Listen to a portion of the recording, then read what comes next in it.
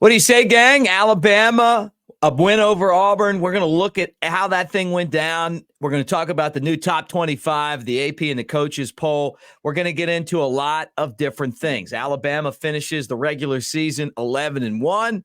Yeah, there was quite a game at Jordan-Hare last night. Oh, and we also have a little showdown with the Georgia Bulldogs in Atlanta coming up on Saturday. This is the Bama Tailgate YouTube channel. Like and subscribe, guys. Welcome to the show. It's time for Sunday Rollback.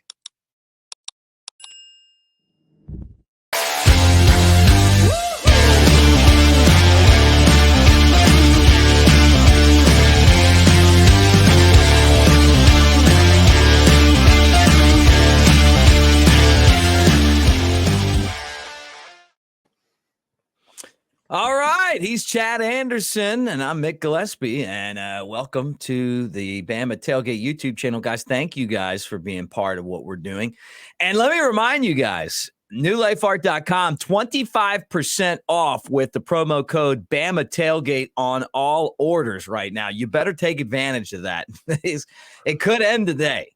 I haven't gotten the word yet, but it could end today. It could end tomorrow. Jump on that right now. Chad, Titan Chad, he just got back from the Titans game. Sunday rollback. Have you recovered from the Alabama game last night? And also, I want to address this. I want to go ahead and apologize for Chad's foul language. He is he's an old sailor. I may have quit drinking, but I didn't quit cussing. No. I was thinking about the lyrics to Dixieland Delight, and and then Chad, of course, was screaming the Alabama part of it, directed at Auburn when we won. It was an instant reaction last night. I might have slipped up a couple of times too, but we're gonna. This is a clean show. This is a clean show right now. Is it? All right. Sure. I don't really know if it is or not. Yeah, I feel like that's a bait and switch is what we call it in the mortgage world. Hey, but all right. First I want to thank everybody who hung out with us last night. Yeah. Because that was 3.5 hours of anywhere from 100 to 200 people hanging out with us at one time last night. And guys, we had a hell of a time. We do this and we have fun with it. We try to provide good content and stuff you want to hear about, stuff you want to watch. But last night that was cool because we all got to virtually celebrate, and then we all got to watch, unfortunately Florida come up short against Florida State, but never fear. We still have one more weekend. And who knows, Bama may control their own destiny. That'll be up to the committee to a certain degree, depending on what happens over the next weekend. But just what a day, what a night, what a game. And yes, I was at the Titans game earlier this afternoon. In our section and in our discussions, we talked more about Alabama coming back and winning last night than we did talk about the Titans and the Panthers during the entire game. So a couple of bad teams played up here in Nashville earlier this afternoon. But, man, what a freaking day, night. I mean, half the game I was scrolling through Twitter, and a couple of people asked last night, we'll put it up here in a second, like our Twitter handles, Broadcaster Mick. And I'll put them right up here. Yeah, here you go. Boom. Some people asked last night, like, where they can see certain things and certain, like, tweets and the tiers and the videos and whatever. And I was retweeting, don't know, 12, 15, 20, 30, it's a lot of retweets or posts or comments. So check those out. They continued to be glorious today, and it was a lot of fun. And I'm almost sad, Mick, we're approaching right about now, as we're recording this, we are approaching the 24-hour rule.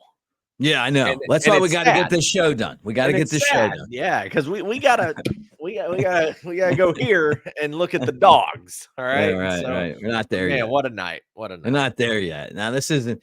I put a top 5 reasons why Alabama won show out earlier today. This show, this is the last. This is Sunday rollback. This is the last of the 24 hours. And then we have to get focused on Georgia, which is not going to take, it's not going to take a lot of time to do that. Right. But you're right, man. You nailed something. The gang that hung out with us here on the channel last night, I appreciate it. And I appreciate all the comments. And and whether a lot of you guys were like, we're like screaming obscenities with us, and a lot of you guys were like, "Hey, I got kids in the room, but roll Tide," like I just can't even believe it to this second right now, man. I just can't. You try to like put this all in perspective, like how this happened, and they had it 1st and goal from the 6. And of course, Seth McLaughlin again can't snap the damn ball. Well, and I'm so sick of this, man. I want to hit on something there. I read this just probably an hour ago. So apparently, and I haven't seen the video, but Nick Saban did talk about this. So apparently, and we need to go back and see if we can find it on film. If you're watching this and you have a video on social media, or you've seen it, or where it exists, let us know. They were clapping at him. The Auburn defense clapped to simulate the snap. Does not surprise me that the officials. Well, it doesn't surprise me that officiating crew didn't hear that. Yeah, they're absolutely awful. So, but it's happened a lot. Is that why he can't snap the ball all season, though? I mean, no. But I will say he's gotten better. Like everything, like it's gotten better in the last month. So that was a one-off, from what we've had in the last few weeks and a few games. But I would love to know if that is actually what happened, if that's a confirmed thing. I don't know. Yeah, it just it just feels like this has been one of the worst jobs of snapping footballs that I can ever remember. I mean, I don't even know. Like I'm trying to figure out a worse year for snapping the football. I mean, and I gave Jalen Milroe a ton of credit, and this has been something he's dealing with the entire year.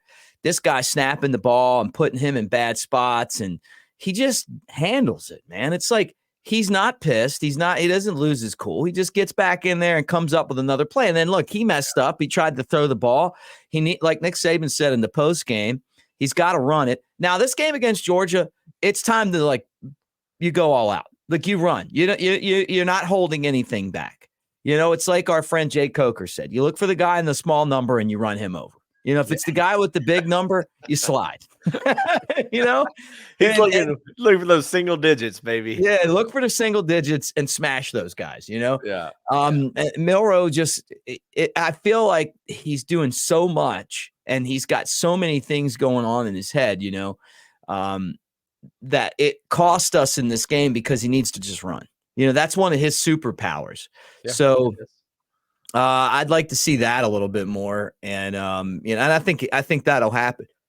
The other thing is that there's no doubt that Auburn put together a near perfect game plan. Mm-hmm. With that said, I mean, they completed 5 passes. I mean, think about that. Yeah. That was something I said last night, which I don't think there's anything we didn't say last night. But 16 attempts, 5 of 16. He couldn't throw the ball. It was terrible. We knew they were terrible at throwing the ball, though. And I think that's what was more frustrating about getting gashed on some running plays. Yeah. Because you knew it was coming. I mean, put your guys out there on islands, maybe have a single safety high or something just to prevent the one-off deep ball where they do take a chuck shot. And other than that, just sell out on the run. And I don't know if it was gap assignment. I don't know if it was, being too aggressive and overrunning the play, if you will. But it was not good. And I think just from the fan perspective, you're looking at it going, man, guys, we know what they're doing. This is not hard to figure out. But Hugh Freeze also does a nice job, and CBS on the broadcast, one of the few good things they did is they did go back and show in some of the formations and, some of the picks, a legal pick though, where they had guys stacked up and they would cause some confusion, and Alabama playing combo and stuff on defense and whatnot. And it would allow guys to get open. So credit Hugh Freeze for creating some of those situations. But overall, that was super frustrating because, you got a quarterback that can't throw it, and you're still giving up 200 and whatever yards it was, 240, I think, on the ground. Yeah, I just think they did a great job of being aggressive and coming up with a game plan. One injury update that Nick Saban talked about today. He said that Chase McClellan is questionable against Georgia with a left foot injury. I heard that he left the stadium in a walking boot. I did see someone in a boot on a video. I don't know if Yep. that was him, but I saw someone. 803 rushing yards, 6 touchdowns this year. I thought he ran really hard Yeah. in the game. Had a great game earlier this year against the Rebels of Ole Miss, 105 yards and a touchdown. He had 115 yards running against Tennessee. Yeah. Is not to say that that's an area where you got you.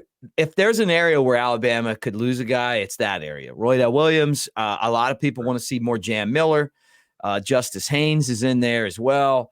There's other options too. Yeah. So I don't want this to be. Hopefully he'll be all right.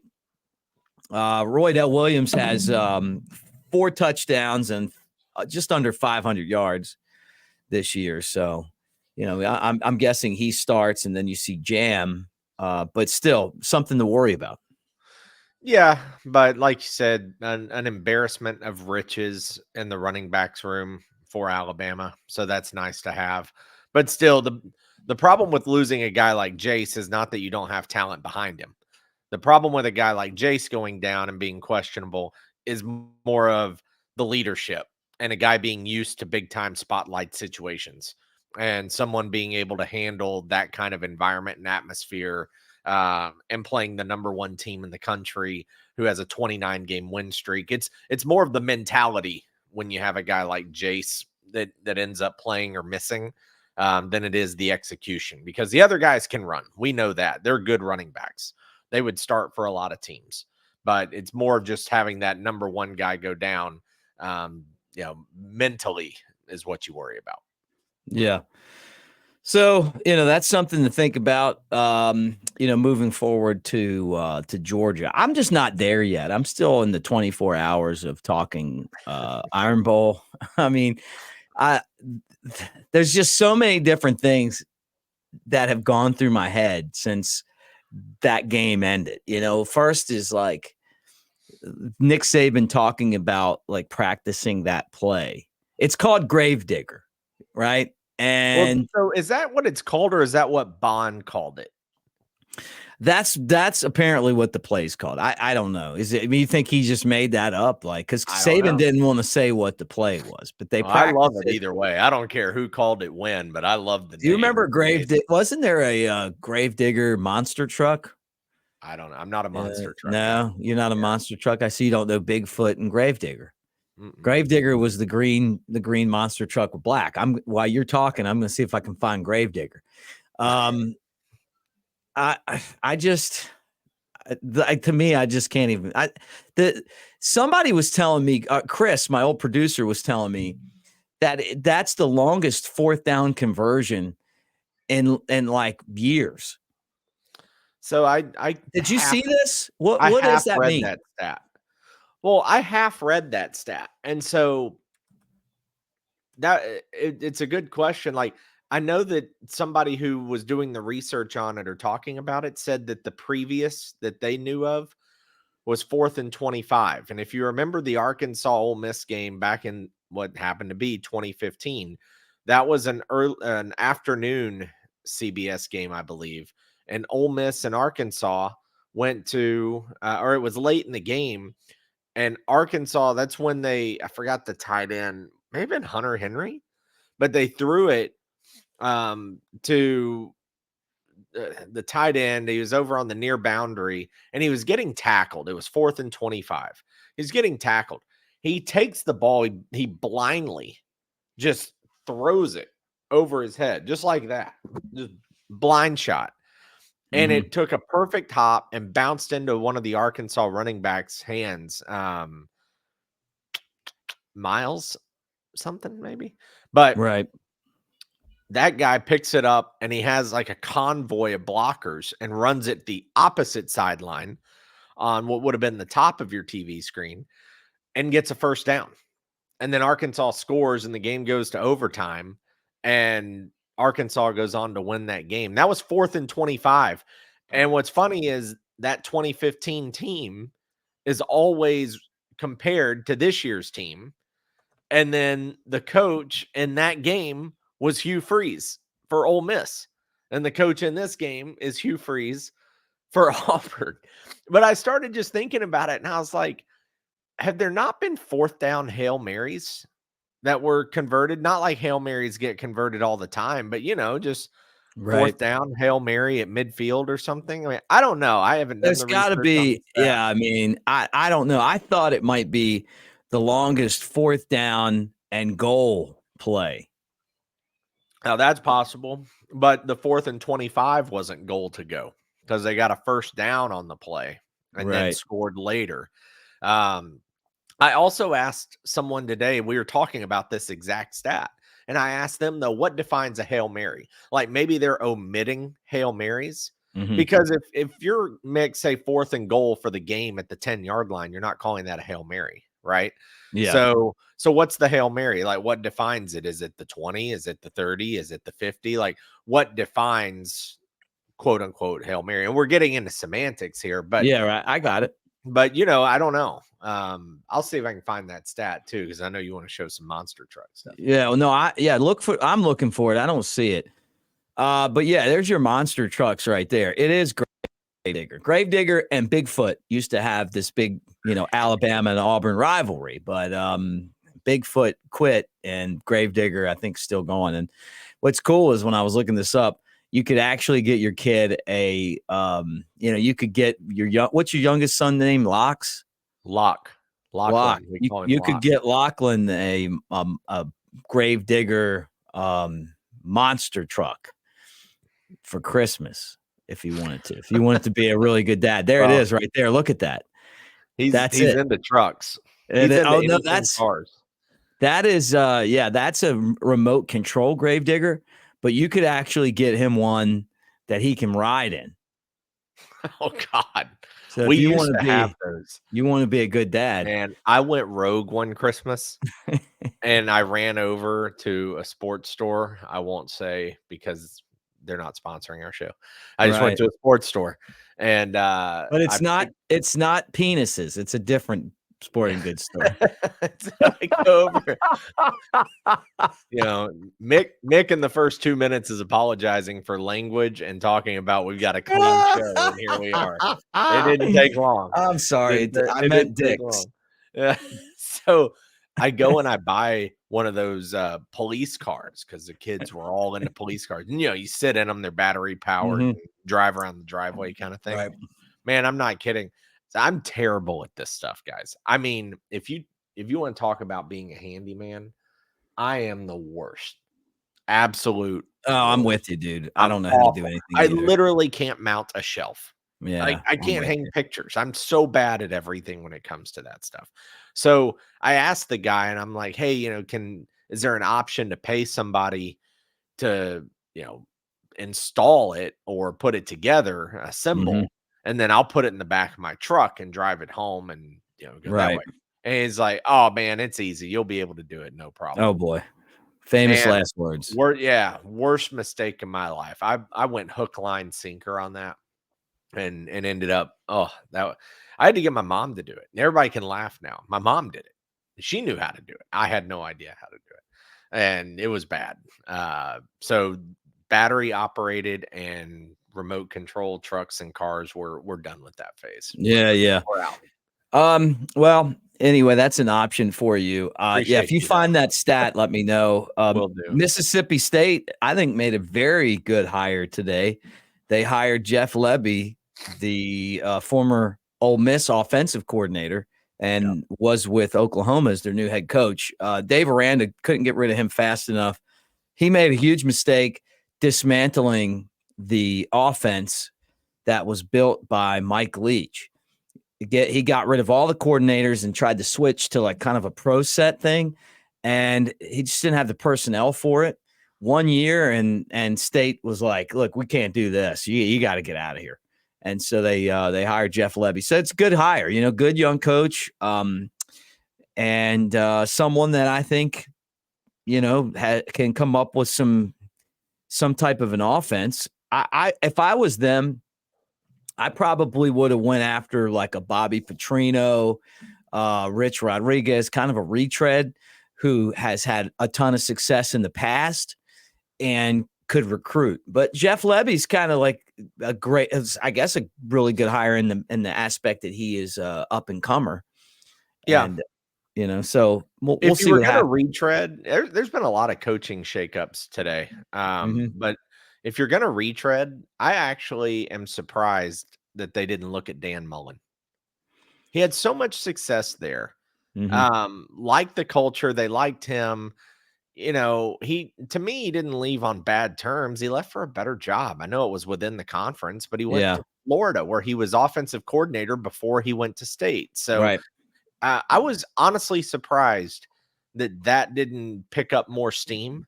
Yeah. And Jamie Chadwell, he tweeted from a location of Starkville. That was that was actually was it edited? fraudulent. Yeah, Okay. They got us all on that one. All right. Well, then hey, kudos to that guy. Yeah. He nailed it. All right. Yeah, because we were all fooled by that. We were. Kudos I'm curious where he ends up. The Liberty coach. They're undefeated right now, right? They are. They're playing for the Conference USA Championship against Auburn's nemesis, New Mexico State. Wow. Yeah. Well, did you find this? Did you find it yet? Because when you're done, we're going to talk top 25. You're going to be pissed off. At least I think you are. Mad. I'm pretty pissed off, but I don't want to get into that right now. I want you to tell me what the stat is, and then I'm going to direct my anger at these polls. So, let's see. I'm looking at Twitter here. In massive credit, so Alex Miller _6 on Twitter. Kentucky in 1965 had a 4th and 41 that they converted against Ole Miss. So it looks like that would make this the second longest, but it does appear to be the longest conversion that resulted in a touchdown. Oh, okay. Right. Yeah. So either way, wherever it ranks and falls and statistically and whatnot, it's number one in our IronBowl hearts. Oh, yeah. Well, right. Did you hear Gus? He was talking about the play, and we kind of heard from some of you guys on the channel. He said that the DB said he was pushed. He said he hadn't seen it in the post game. You mean Hugh? You keep thinking it's Gus. Hugh. Gus. It's his replacement, Hugh. Really the replacement of the replacement, right? Yeah, thank you for that. Because you're right. No, I meant not Gus, Hugh Freeze. Yeah. And you know what? I thought that his press conference was fine. I mean, like going back and looking at it, it's like, yeah, I mean, there was a little bit of contact there, but hell, the way that Isaiah Bond got tackled on a pass earlier in the game in the end zone, I mean, that's the kind of football that these officials were playing today. If they would have called the pass interference on that one, you remember that 3rd down and the guy's coming back to the ball and the guy not only pushes him in the back, then tackles him before the ball gets there. It's like, what is a pass interference to you guys? Yep. This officiating crew is complete horse dung. And every time they pop up, it just seems like you end up talking about them because they're so bad. I don't know if it's awful. I don't know. And this is what I said about them at the Tennessee game. I felt like they were equally as bad this year. It wasn't. I didn't get the feeling that their dungness benefited one team over the other like it did against Tennessee last year. But they just left a lot to be questioned. Just put it like that. It was one of those like. it's gonna sound so biased if I say it, but You say. I did feel like Alabama. See, Auburn was the victim of the more blatant penalty in the first quarter because they didn't call the face mask. Right. But it would have been offsetting. You would have re-kicked. The difference is Auburn wouldn't have started from their own 5. They would have started from their own 20-ish, something like that. Right. Because their return man was returning everything. They weren't doing touchbacks. The other, and yeah, I know somebody says like, oh, you could return it for a touchdown. Yeah, sure, whatever. Nah. But then later in the game, I think Alabama was the victim of more subtle penalties or judgment penalties, and like the pass interference you're talking about, like judgment call, but it was textbook PI. Right. Jermaine Burton being called inbounds, then called out of bounds, then they go to review, and then they say incomplete, and it stands. Not which I hate the replay rule, by the way. Right. Then the other issue was was when they called offsides, but Auburn had 3 guys moving at the snap. Like, it's an illegal shift. Yeah. It just is. So Alabama was How about penalized. that one? Or the Burton play? I mean, just like so many, like, just stupid. Yeah, You just didn't feel like it was a very well officiated game. No, and that's what I mean. I think Auburn got that first obvious call against them, and that kind of set the tone for, oh, this is BS. We're getting screwed or whatever, Right. But I think over the course of the game, Alabama was on the short end of a lot of the calls. I do too. That's just how it looked to me. All right. So here we go. I'm adding it up right now. This is the new AP top 25 and the coaches top 25. Ohio State fell 4 spots. Give me an effing break, man. You know what? Like, give me a break. Go to the back of the line. They should go to the back of the line. And I know it doesn't matter because if Alabama beats Georgia, they're going to go ahead.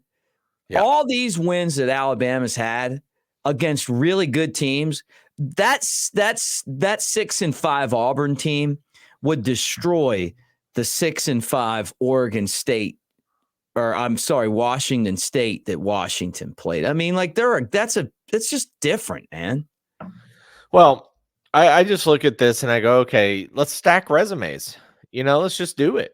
So let's just simply go by your loss and your wins. So Ohio State's loss is not a bad loss. It's to number 2 Michigan. Alabama's loss is not a bad loss. It's to number 7 Texas. Oregon's loss is not a bad loss. It's to number 3 Washington on the road.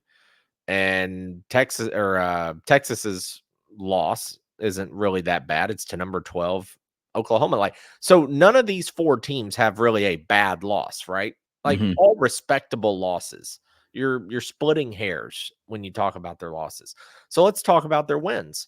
Start with Oregon. Who have they beaten, Mick? Scroll down. You can't see anyone. Maybe Oregon State at the bottom. Yeah, Oregon State's 24.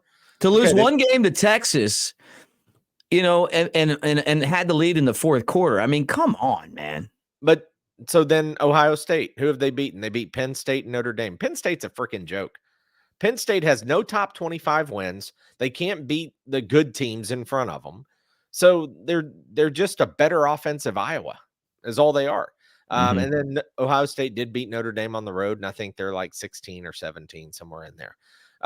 Look at who Texas has beaten this year. All right, number 8, Alabama. Who else? I don't think they have anybody else, right? Or any of the, I can't see the bottom on the AP top 25 there from 16 to 25. You may roll it up. I'll roll it up for you. Yeah. Do you have any more? Do we have any more top 25 wins? There's your Liberty Flames. Yeah. See, they coming got in at 20. But Texas didn't play Oklahoma State in the regular season. So Texas only has one top 25 win. It's against Alabama. That's it. So now look at how many top 25 wins Alabama has. Let's roll through. So Alabama beat Ole Miss, who's number 11, LSU, who's number 13. Is Tennessee still ranked, or did they bump them out? I think no, they're 23 in this one. Okay, 23 over there. They bumped them out of the AP.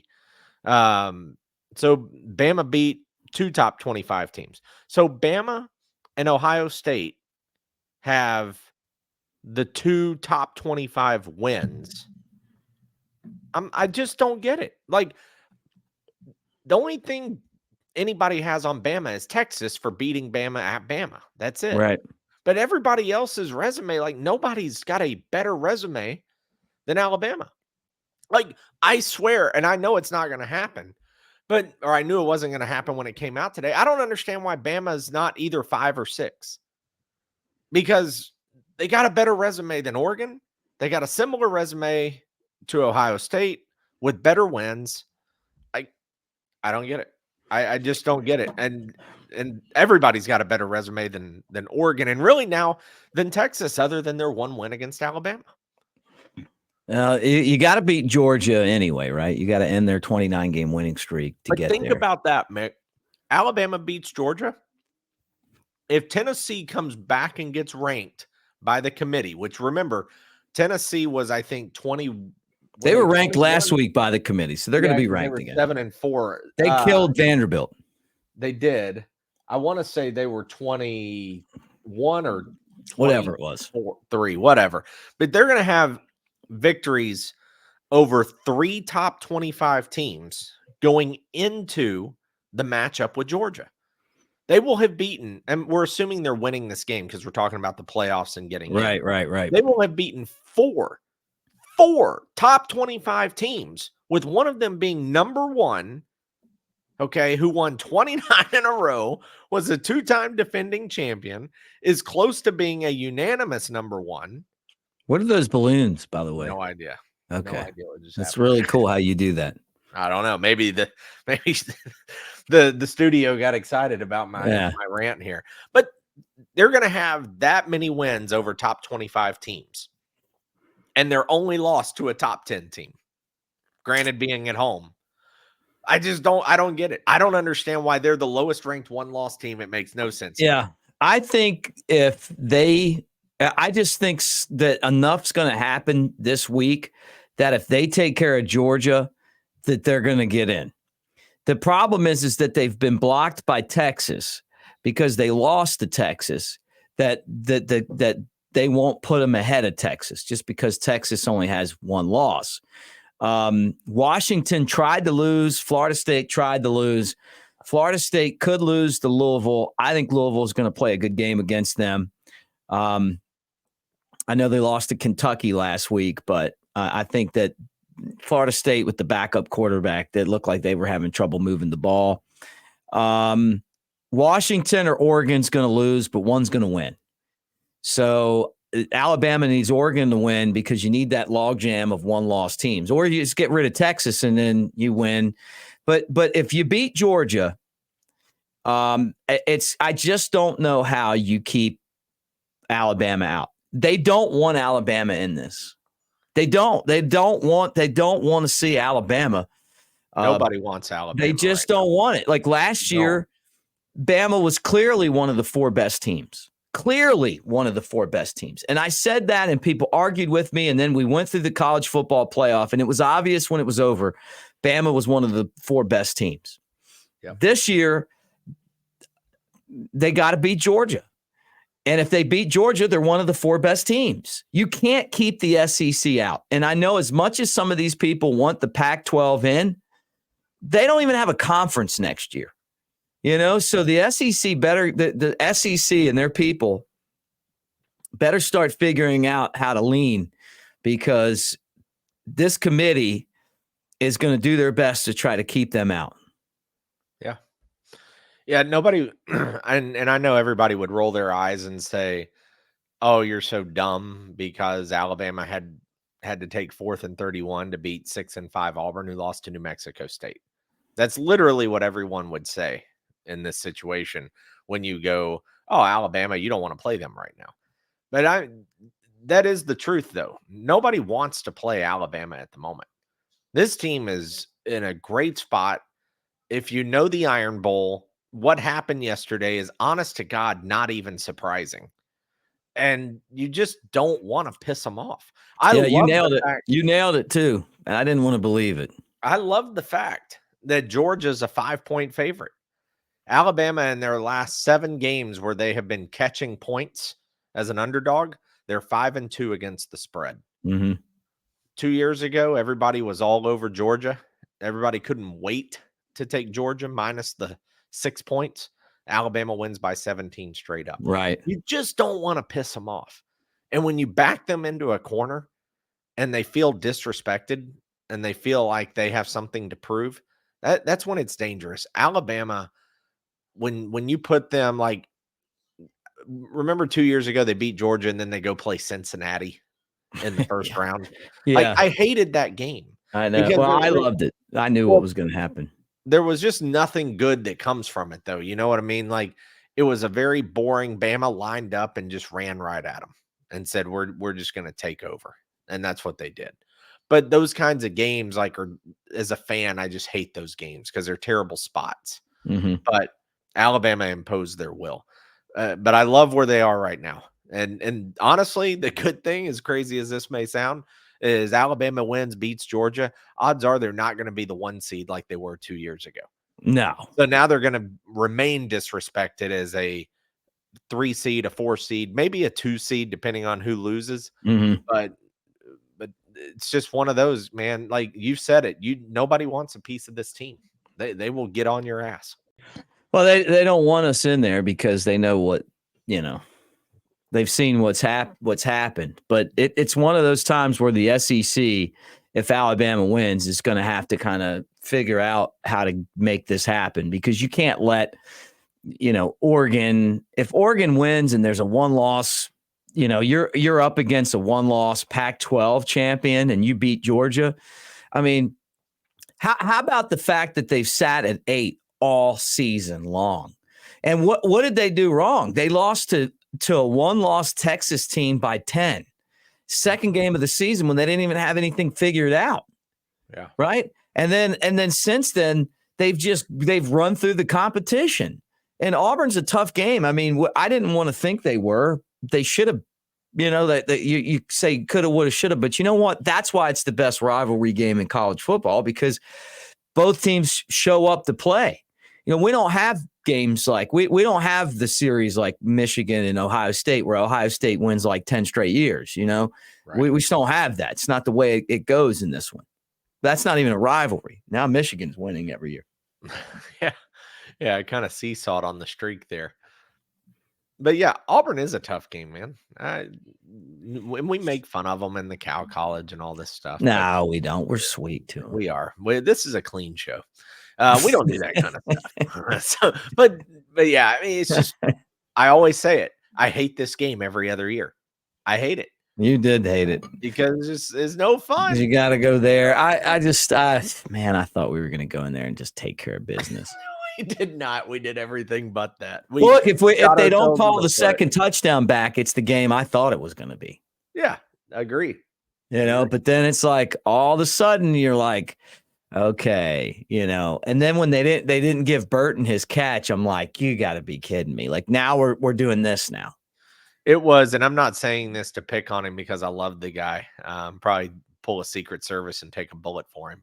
When Will Reichard missed the field goal wide right, I know that's when I never felt like we were in trouble until Reichard missed the field goal. Once he missed that field goal, my heart sank, and I thought, this is bad. Yeah, this is real bad. So that was the part for me that just was, what's going on here? Yeah. Yep. So, all right, final thoughts, man. I mean, we're getting to that point where it's, like it's time to start thinking Georgia. I think everyone just needs to realize the course of this season, you can go pull out moments where this team was great and looked unbeatable, and you can go pull out moments where this team would struggle against County High School. And some of the mental breaks, some of the fundamental pieces, all the little annoying things. But over the course of the year, you got to give this team a lot of credit in that they endured, they evolved, they got better week after week in a lot of different positions. They made smarter plays. They got better on the offensive line, which is crucial in the SEC. Jalen Milroe built more confidence. Like, all these things happen, but this team is not the best team Nick Saban's ever had. And I think a lot of times when this team starts to slip, people look back at it and get immediately frustrated. And it's just one of those things with this team. Like, they're so capable of going out and beating Georgia next week by 17 points, just like Alabama did 2 years ago. Yeah. They're also capable of losing by 17 if they play the same game that they did against Auburn. The good news is Alabama has the players. They have the 4 stars, they have the 5 stars, and they got the GOAT coaching to hang and play and be a threat to anybody in the country. So the game was amazing yesterday. It was actually awful with an amazing final few seconds. But just, again, you're in a survive and advance kind of spot. And that's where we live right now. And it's okay. But this team is still special. And a friend of mine asked me the other day, said, is there anything that'll make this team not special, or where you get disappointed in them or something like that? And I would say no. Because at this point, if you looked at this team back in September, Mick, and you said, hey, after Texas, you're going to finish 11-1, you're going to win the West, and you're going to go into the SEC championship and play Georgia with a really good chance to make the playoffs. If you win, we all would have said, you're stupid, you're nuts, you're not watching the same team, this is a joke. Even after the South Florida game, maybe more so after South Florida than Texas. So credit to Saban, the players, the team. I know yesterday wasn't the best performance, but they're still good enough to figure out how to win. And 24 hours is pretty much up. And Alabama's got a chance to go out and win. I believe this would be their 30th SEC championship. And also they've got a chance to bookend the championships. Won the West in 92, beat Florida. Win the West in 23, got a chance to beat Georgia. We'll see, but that was it. Team survived, team advanced, and they live to see another Saturday. Meaningful Saturday. Yeah, right. 4th and 31. This Bama team, Chad, gets held to the standard of other Bama teams. Yeah. And that's the biggest issue that they have. But that's also what the Bama standard has turned into. If this was Oregon, if this was Texas, if this was any other team in the country that had a loss, everybody would be talking about how great this team is. But because they're Alabama, and Alabama has had so many dominant teams, for some reason going 11-1 isn't good enough for some people. Yep. The SEC has a lot of pull, and they better get the SEC champion into the national championship playoff, because if they don't, it's going to be hell to pay, especially when you're talking about one conference that doesn't even exist after this year. They played their last game. Yeah. And we put this narrative out that they had good football. When you lose your two of the top 3 players in the draft, it's going to take you a minute to get things going back in the right direction again. Sure. And what Alabama did last night is they won the Iron Bowl, and that's a big deal. And it's the 4th straight time they've won it. And it's only the first time that that's happened since Bear Bryant was coaching in the 70s, that they won more than 4 in a row. They won 4 in a row, and I think they won like 7 or 8 in a row, which is really tough to do. When we were in school, we were on the other end of it all the time. It wasn't very fun. But this team belongs. They should be ranked higher than 8th. And it's bull crap that they're not. But you know what? All you can do is handle the job that you have. And right now, the job that we're going to be previewing all week is number 1 Georgia. And they haven't lost in 29 games until Bama beats them on Saturday. Same place they beat them the last time they lost. Last team to beat them. And you're going to see a different Bama team in this football game. It's going to be a hell of a game, though. I'm excited about it. But you just can't discount winning the Iron Bowl. You just can't. And Nick Saban beat all the rivals again this year. LSU. Well, how does the song go? I feel like I'm being set up here, man. I'm just asking you. I said, I thought we had a clean show, and now you're setting me up. you know how the song goes, Yeah, right? yeah. So what's the first team that they call out? Auburn. Okay, and then what's the second team? And it's not that they call Auburn out first; they're calling Auburn out the entire first verse. I know. Yeah, it's the chorus that they mix in the other teams. Yeah. In Tennessee Auburn, too. yeah, Auburn, LSU, and Tennessee too, right? Yeah, correct. Beat all of them. The other thing is that you sent me a story where Skarbinski, who we don't see a lot anymore. Like he's kind of like the missing man. I guess part of it is just that people don't like the newspapers really aren't at what they used to be, but I like him, and that's not a personal shot on him. And he's talking about Wimp Sanderson's radio show and Blue Plate Special, which I like Wimp. My first ever college basketball play-by-play was with Wimp. I like Wimp. He's great coach or whatever. And it's almost like Wimp knows that Nick Saban's retiring. Wimp does not know if Nick Saban's retiring. No one knows if Nick Saban's retiring because he's not retiring. The guy's not, you can't compare him to other people at his age because he is a mutant freak.